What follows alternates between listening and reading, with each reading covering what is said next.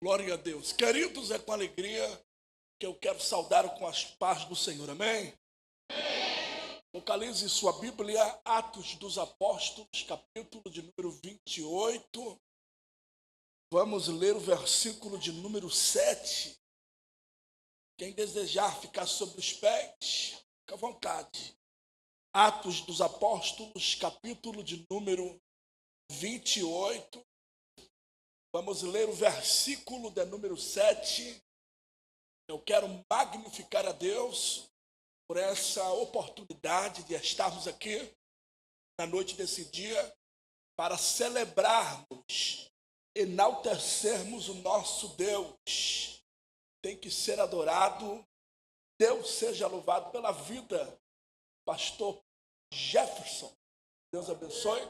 Pela confiabilidade também o nosso querido pastor Aljarron. Nome top, hein? É isso aí. Deus abençoe essa igreja tão linda e adoradora. Queridos, eu trago saudações do meu pastor presidente, pastor Sérgio Melfior, pastor presidente da Assembleia de Deus em Joinville, no estado de Santa Catarina, todos presentes. Amém? Atos 28, verso de número 7. Todos que localizaram a porção, confirme o seu glória a Deus. E ali próximo daquele mesmo lugar, havia uma terra que pertencia ao homem, o principal da ilha, que chamava Públio, me dá o nome dele?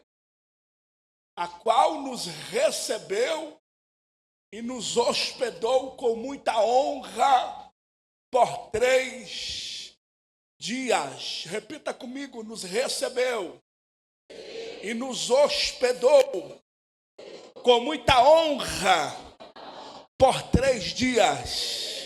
Se assente glorificando a Deus. Isso. Queridos, observe que o texto que nós, embora acabamos de ler, está registrado no livro Atos dos Apóstolos. É bem verdade que este livro foi escrito por Lucas. Lucas, ao escrever este livro, ele quer destacar o crescimento da igreja em meio aos seus processos de adversidade. Capítulo 1 que Lucas descreve do livro Atos dos Apóstolos, ele vai destacar um tratado a Teófilo, concernente daquilo que Jesus não só começou a fazer, mas também começou a ensinar. Prova disso é que no capítulo 1 e no versículo de número 8, Jesus vai agregar o seu colégio apostólico e a instrução eles é: permaneçam em Jerusalém, até que do alto vocês venham ser revestidos de poder. Que poder que era esse que Jesus estava falando? Jesus estava trazendo em memória a profecia que foi ministrada por Joel, no capítulo 2 e no versículo 28. Joel profetizou dizendo: e há de ser que o Espírito de Deus vai descer sobre toda a carne. Vossos filhos e filhas profetizarão, vossos velhos terão sonhos e os vossos mancebos visões. Em Mateus capítulo 3, versículo de número 11, João o Batista, ele vai complementar a profecia de Joel dizendo: eu batizo em águas para a remissão de pecado, mas o que está vindo após mim é mais poderoso do que eu, cujo as sandálias dos seus pés eu não sou digno de levar. Porque João, ele não vem para batizar em águas para a remissão de pecado, mas ele vem para batizar com Espírito e com fogo. Quando nós lemos o capítulo 14 do Evangelho que João escreve, palavras ditas de Jesus, Não se turbe o vosso coração. Credes em Deus, credes também em mim, porque na casa de meu pai há muitas moradas. Se fosse assim, vos não teria dito. A promessa nasce aqui, porque ele prepara morada, mas não despede a igreja de qualquer maneira. Ele envia outro Espírito Santo, o Consolador, o amigo mais fiel. No capítulo 2 do livro de Atos, a igreja está em uma das festas anuais. Pelo menos o povo judeu celebrava 3 festas anuais. Primeira festa da Páscoa, segunda festa do tabernáculo, terceira conhecida por eles como festa da semana, da primícia, do Pentecoste. A Bíblia diz que eles se agregam dentro de uma casa na capital de Jerusalém, em um número de 500 pessoas. Ao cabo dos dias, 380 retrocede do propósito, mas a Bíblia diz que dentro da casa 120 homens com o joelho no chão, com a cara no pó. Quando eu leio esta história, 50 dias antes de acontecer um dos maiores eventos que revolucionou toda uma história, eu vejo 50 homens, eu vejo 120 homens que estão perplexos, desanimados, desesperançosos, mas eles estão com os joelhos no chão, eles estão com a face no pó. A Bíblia diz que ao cumprir-se o dia do Pentecoste, foram vistos por eles um som como de um vento vermente impetuoso, e o verso 4 vai dizer que repousou sobre eles língua repartida como que de fogo, e todos foram cheios do Espírito Santo. A Bíblia diz que Pedro recebe esse poder, esse revestimento que nós chamamos de dínamos. Só que há uma multidão do lado de fora que não está entendendo o que acontece no lado de dentro. E eles estão olhando o movimento do lado de dentro e estão tendo Pedro e os demais que estavam ali como embriagados. Aí Pedro, tomado de uma unção, ele corre e abre a porta do templo, que segundo alguns estudiosos, Jerusalém era composta em 120 mil habitantes. Pedro vai pregar a palavra. Oh glória! O primeiro sermão que Pedro prega, nem dele era, irmão. O esboço era de Joel, e se cumpriu o que Joel profetizou: vossos filhos e filhas profetizarão, vossos velhos terão sonhos, e os vossos mancebos visões. Oh, a igreja começa a crescer, a igreja começa a dar os seus primeiros passos ministeriais, pelo processo do revestimento do poder de Deus. Mas no capítulo 3, Pedro entende uma coisa importante: que aquilo que você recebe hoje é para hoje. Se você quer algo para entregar amanhã, é necessário a busca. Ele olha para João e diz: bora, João, para o templo orar. Pedro e João vai para o templo. Qual que é o horário do culto? Às 3 horas da tarde, na hora da oração à nona. Quando Pedro chega de frente à porta do templo, a porta formosa, revestida de prata e ouro, ele vê um coche que 40 anos estava naquela situação.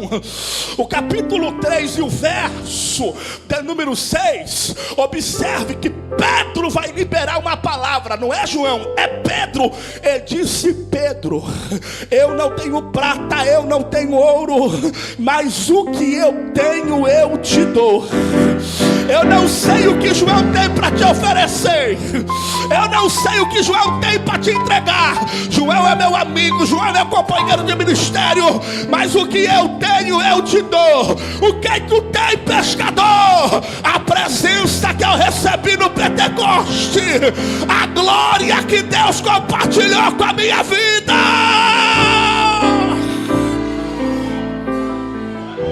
Pedro vai estender a mão.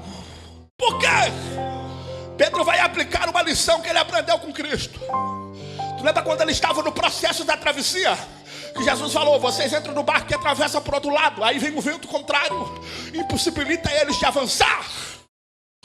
Quando Jesus aparece andando sobre as águas, Pedro é ousado em dizer, se é tu o Cristo e não um fantasma, eu quero andar sobre as águas. Jesus libera a palavra, mas a autoconfiança faz Pedro achar que poderia caminhar sozinho e ele afunda. Aí tem 11 dentro do barco e está dizendo, não falei que ia cair, não falei que ia quebrar, não falei que ia afundar. Aí Jesus está na frente de Pedro, vendo ele afundar. E o que a zoada que está acontecendo dentro da embarcação, Jesus vai estender a mão para Pedro e colocar Pedro de pé, porque ele libera uma lição. Que a unção que ele tem para a nossa vida é a unção que levanta, não é a unção que abate. Olha para o teu irmão para ver se ele está acordado e diga, a unção não abate, a unção levanta. Diga, a unção regenera, a unção coloca de pé. A unção faz você ser um adorador de verdade.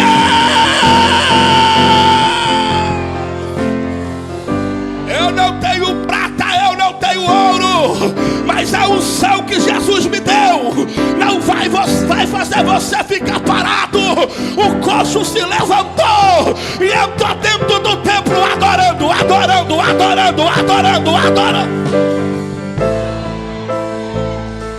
Ei. Mas a igreja passa por perseguições. O capítulo 7 diz que Estevão está pregando-lhe a palavra e ele vive uma oposição. Mas no verso 1 ele vai receber uma visão dos céus. Em meio às pedradas, eu vi o Deus da glória, que apareceu para o nosso pai na fé antes de habitar em Harã, quando habitava na Mesopotâmia, Abraão. O que é que Estevão está dizendo? Em meio às pedradas, lembra do que os céus ortogou para o nosso pai Abraão, a aliança patriarcal. O Abraão do capítulo 12 não é o mesmo Abraão dos capítulos posteriores. No capítulo 12 ele ouve a voz de Deus e atenta a chamada.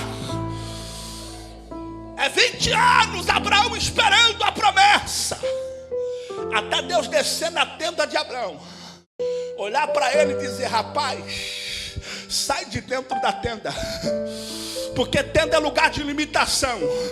Dentro da tenda você não cresce, dentro da tenda o projeto não dá certo, dentro da tenda tu só vê lona, dentro da tenda tu não adora. Sai pro lado de fora, lugar de extensão. Se conseguir, quantas estrelas do céu, quantas areias da praia, porque assim será a tua descendência. Segura, a promessa é: abençoarei os que te abençoarem e amaldiçoarei os que te amaldiçoarem, mas bendita será sobre ti toda esta geração. Maldição não pega na vida de salvo, irmão. Esse negócio de crente ter medo de macumba. Se amaldiçoou, vai viver maldição, é promessa.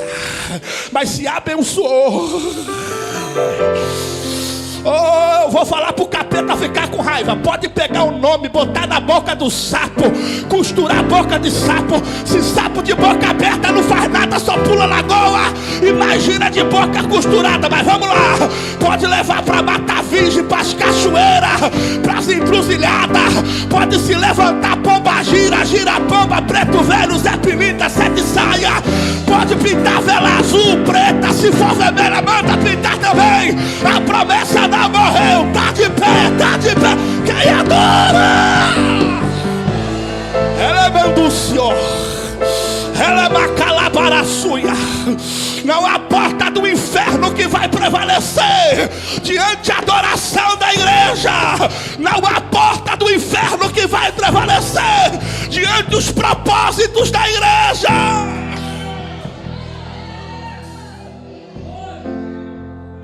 Estevão morre.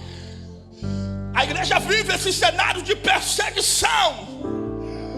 Se você ler o capítulo 8, a Bíblia diz que esse jovem por nome de Saulo, respirando perseguição, ele está com uma carta, com uma autorização de parar a igreja em Damasco. Mas ao caminho de Damasco ele vai se encontrar com o dono da igreja, que por 3 vezes vai dizer: Saulo, Saulo, Saulo, no resplendor de luz, por que tu me persegues? Há um projeto sobre a vida desse homem, de perseguidor. Deus vai fazer dele um dos maiores ganhadores de alma, um dos maiores desbravadores da atualidade. O capítulo 9, o verso 11, Deus levanta um dos seus profetas em Damasco. O nome é Ananias. Ananias se levanta e vai à rua chamada direita. Lá tem um homem que está orando de joelhos.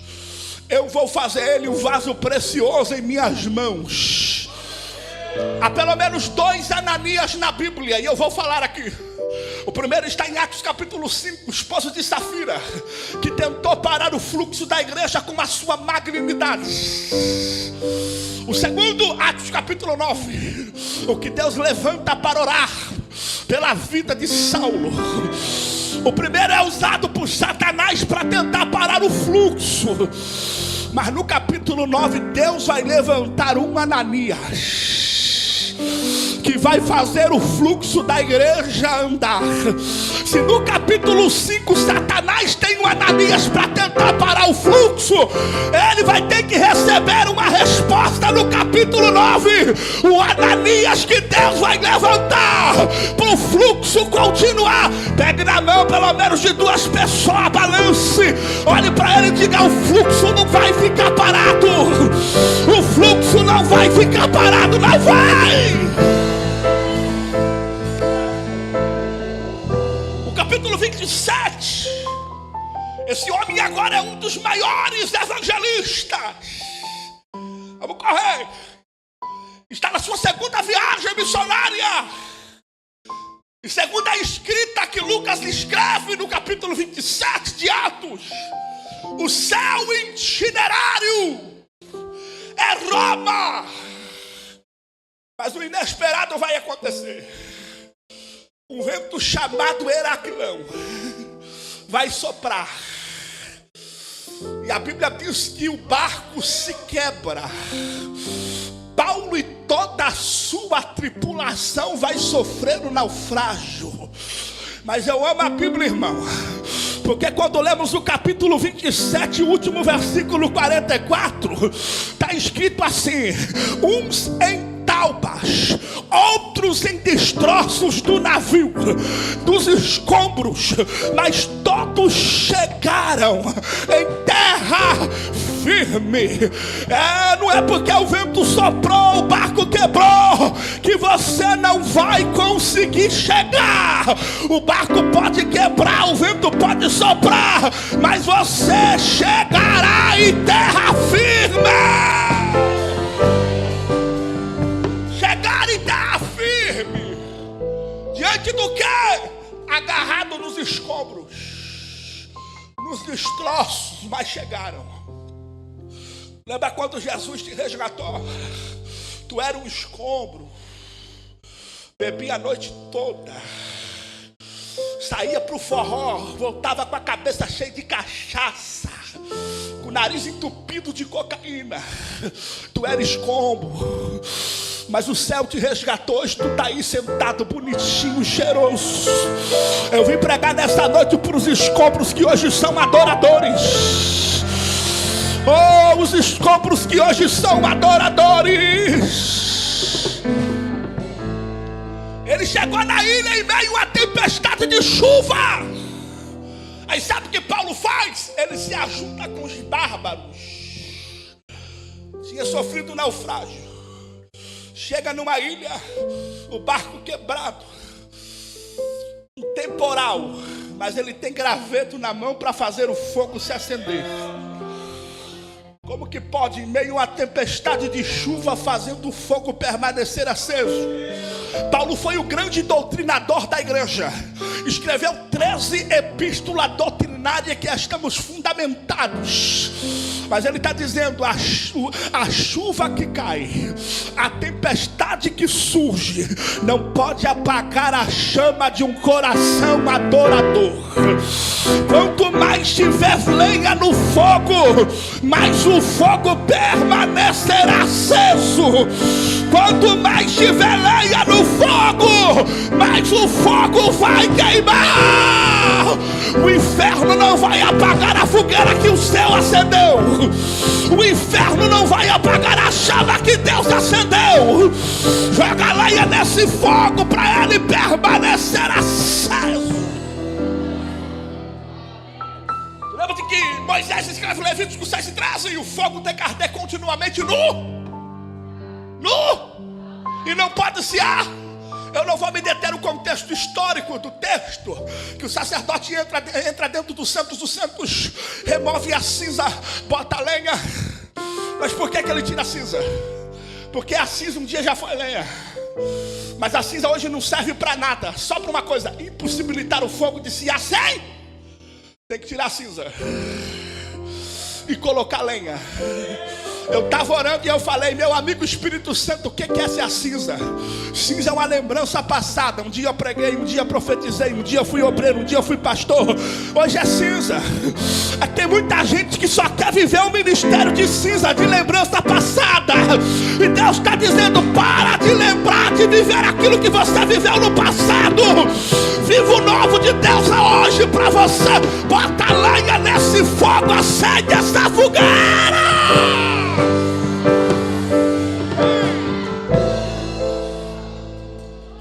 A Bíblia diz que uma vírgula vai atingir Paulo em uma das suas mãos. Aí os amigos que estavam ali olharam e falaram: tu é um homicida, rapaz. Deus permitiu que você não morresse no naufrágio, mas vai morrer agora aqui, ó. Paulo sacode a víbora no fogo. Aí os mesmos que falaram que ele era um homicida viu que nada aconteceu com o antídoto da mordida e disseram: você é um Deus. Porque tem amizade que é só amizade de fachada. Quer ver quando a crise financeira aperta? São os primeiros a virar as costas. Eu estava numa convenção na Bahia em dezembro. Eu preguei no domingo à noite. O reverendo pastor Napoleão pregou na sexta e no sábado. E no sábado eu sentei para ouvir ele e ele falava: Lucas, o verdadeiro amigo é aquele que aparece quando todos resolvem desaparecer. Só que às vezes nós não temos a perspectiva de entender isso. O verdadeiro amigo não está na casa todo dia, não manda zap toda hora, mas quando aperta o cinto ele está dizendo o que você precisa. Eu vim aqui dizer que Deus não vai te deixar enganado. Deus não vai deixar você parecer diante dessa situação. Ele vai selecionar as tuas amizades. Há o novo de Deus para acontecer.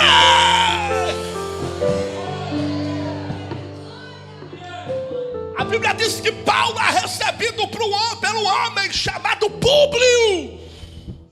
E Públio recebe Paulo em sua casa por 3 dias. Quando Paulo chega dentro da casa de Públio, ele vai entender o porquê do naufrágio, o porquê da crise existencial, o porquê do drama que ele estava vivendo.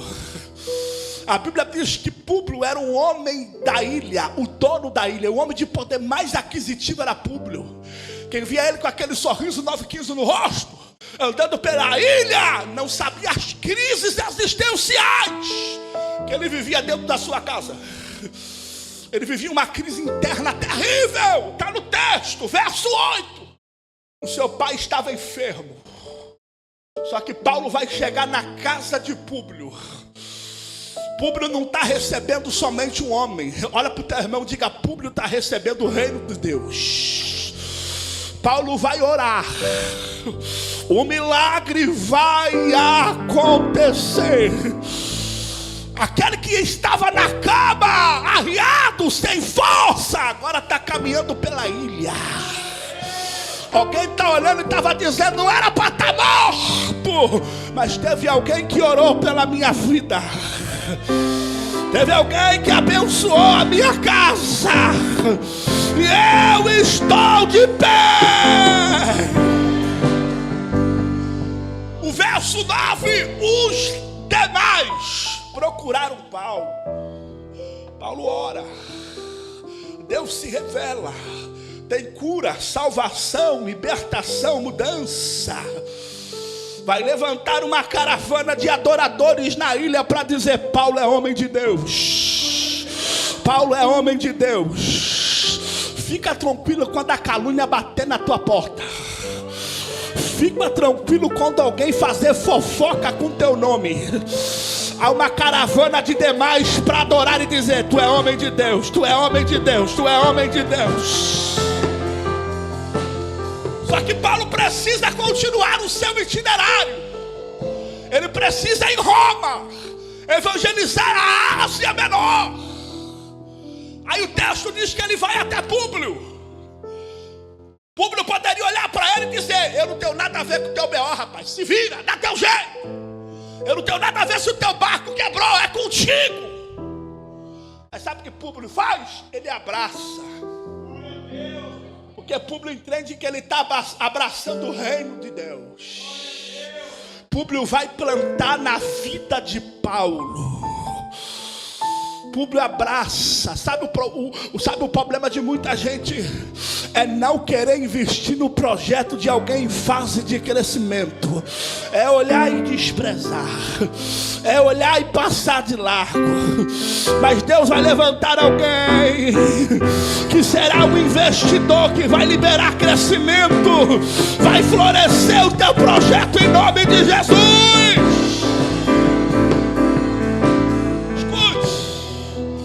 Investe. Quando eu comecei a pregar 22 anos atrás, os primeiros anos de ministração, eu fui pregar num congresso de jovens, cidade de Londrina, norte do Paraná. Cheguei na igreja, o pastor me recebeu, homem de Deus. Ele falou: na época era missionário, você vai ficar num quarto pequeno aqui, mas eu quero te dar um conforto a mais. Eu falei com o empresário da cidade, presbítero da igreja: você vai para a casa dele. Eu falei: ok, tá tudo certo. Cheguei na casa desse empresário, presbítero da igreja, tomei banho. Quando eu me encontrei com a esposa do camarada, ela olhou para mim e falou: só está aqui porque o pastor mandou você ficar, senão não ficava. Eu falei: Jesus, que é isso? E detalhe, não tiro nem o filho meu da cama para tu dormir. Eu era magrinho, irmão, o terno era maior do que o defunto, 50 quilos, pensa no negócio. Oh, glória. Vai dormir no chão. Jogou um lençol, jogou umas fronhas, um travesseiro. Não levanta aqui 7 horas, vai ter que levantar também. Eu falei: Jesus, não estava numa casa de um casal de santo, eu estou no inferno. Que é isso? Não tem um albergue aí? São os processos da chamada. São as marcas da chamada. Oh, glória. Públio abraça. Públio investe. Públio está dizendo: se depender de mim, Paulo, o que aconteceu em Malta, adoração, cura, transformação, mudança de vida, não vai só ficar em Malta. Seja Roma, seja Ásia Menor, aonde você colocar nas plantas dos pés, terá avivamento para a glória de Deus.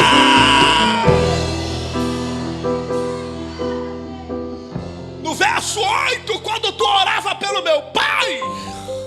No verso 9, quando tu orava pelos demais da ilha. Aí no verso 10, segundo a tradução King James, vai dizer assim: e Públio e os demais da ilha providenciaram tudo. Repita comigo: tudo o que Paulo necessitava para continuar a sua viagem. Sabe o que Públio está dizendo? Você chegou na ilha com o barco quebrado, abraçado em meus escombros, mas se prepara que há um culto de ação de graças para você. se prepara que há um cenário de celebração para você. Porque quando você orou pelo meu pai, pelos demais da ilha, eu mandei providenciar uma embarcação nova. Vai chegar em Roma, vai chegar na Ásia. Oh glória! Olha pro teu irmão e diga: 2024 em tudo será maior do que 2023. Deus ainda tem algo novo para você.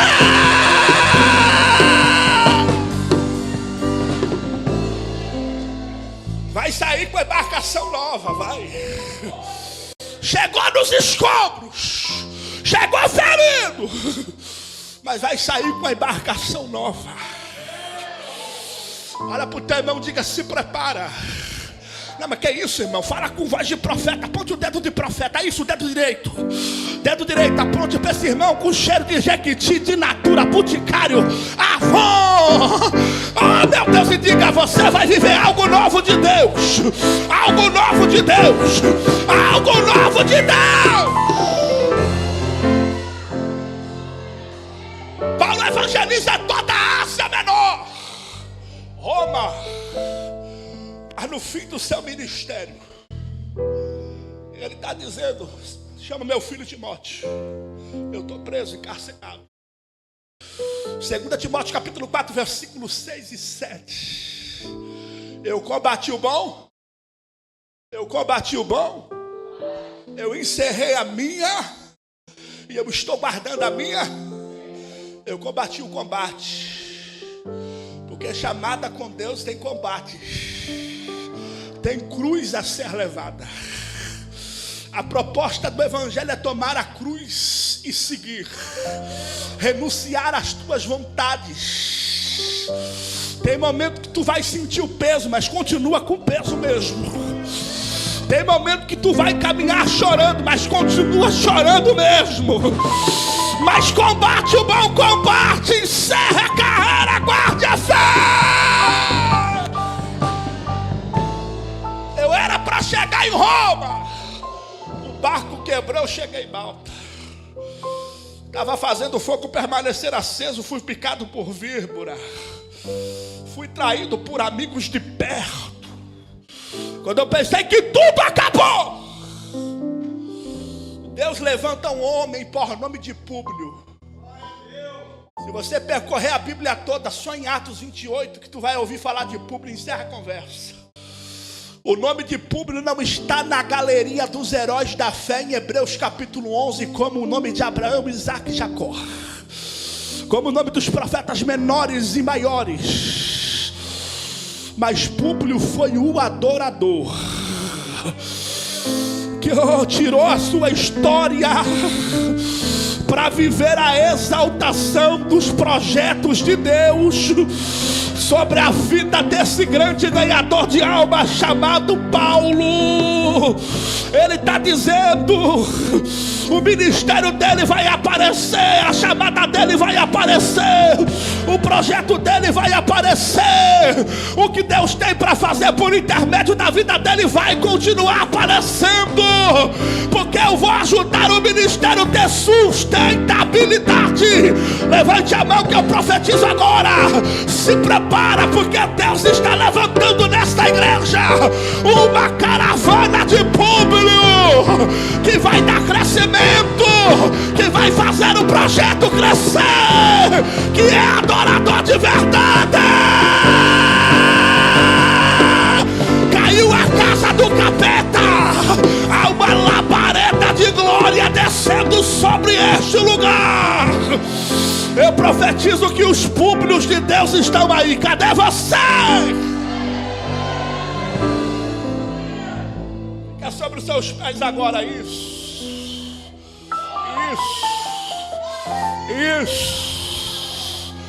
O nome não aparece, o nome não está nos grandes cartazes, o nome não está nas grandes cruzadas, mas será o projeto de Deus para esses últimos dias. Será o ajudador que Deus está levantando para grandes ministérios, para a grande chamada. Oh, glória. Aonde você está agora, vem para frente do altar, corre aqui.